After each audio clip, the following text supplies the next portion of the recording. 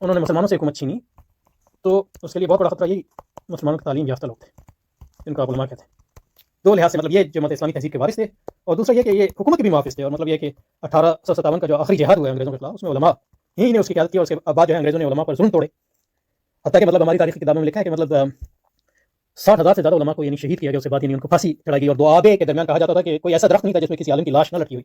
اور پھر یعنی علماء کو کالے پانی بھیجا، اور بہت سے علماء جو ہے مطلب یہ کہ ہجرت پہ مجبور ہو گئے، مکہ چلے گئے، کوئی مدینہ چلے گئے، کوئی دوسری جگہوں پہ چلے گئے. تو اس شکست کے بعد جو ہے ایک جو انگریز نے پوری کمپین چلائی علماء دشنامی کی. تو جو ہند پاک میں علماء دشنامی کے بانی ہیں یا ملا بیشنگ جس کی داغ بیل ڈالی اور جس کو پروان چڑھایا، وہ انگریز ہی تھا. اور اس میں مقاصد تھے، کیونکہ اس کو پتا تھا جب تک مسلمان جو ہے علماء کی قیادت کو تسلیم کریں گے اس وقت تک اس کی حکومت کو خطرہ ہے، کیونکہ وہ ایک دوسری تہذیب کے دائی. تو اس لیے مطلب ایک اہم چیز جو انگریز نے کی وہ یہ نظام تعلیم ختم کرو. نظام تعلیم بدل دیا، اور پہلی چیز یہ کہ زبان بدل دی، یعنی فارسی کو ختم کیا، اس کی جگہ اردو کو پروان چڑھا، اور پھر اردو سے آہستہ انگریزی کی طرف تھا. تو جو مطلب فارسی اور عربی پڑھنے والے تھے وہ مطلب یہ ہے کہ یہ قلم جو ہے مطلب وہ اب علماء کے حلقے سے نکل گئے. اب علماء وہ ہو گیا جو انگریزی اور اردو جانتے تھے، اور جو انگریزی کالجوں میں جاتے تھے اور سید سید کے جو مریدین میں سے تھے. تو یہ اس کے نتیجے میں جو انگریز کی تعلیم کے اندر سے نکلے اس میں مطلب اسلام دشمنی اور اس کا ایک مذہب جو ہے علماء دشمنی ان کی رگوں میں بھی سرایت کر گئی.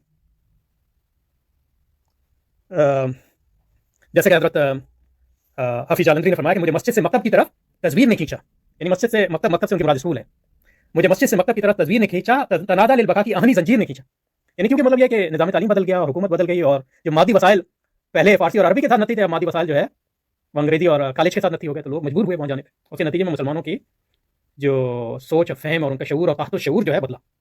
اس تحت الشعور میں یعنی اسلام دشمنی اور اسلام دشمنی کا جو مظہر ہے علماء دشمنی. یہ ہو نہیں سکتا کہ مطلب آپ علماء کے دوست اور اسلام کے دشمن ہوں، یا اسلام کے دوست اور علماء کے دشمن ہوں، یہ ہو نہیں سکتا.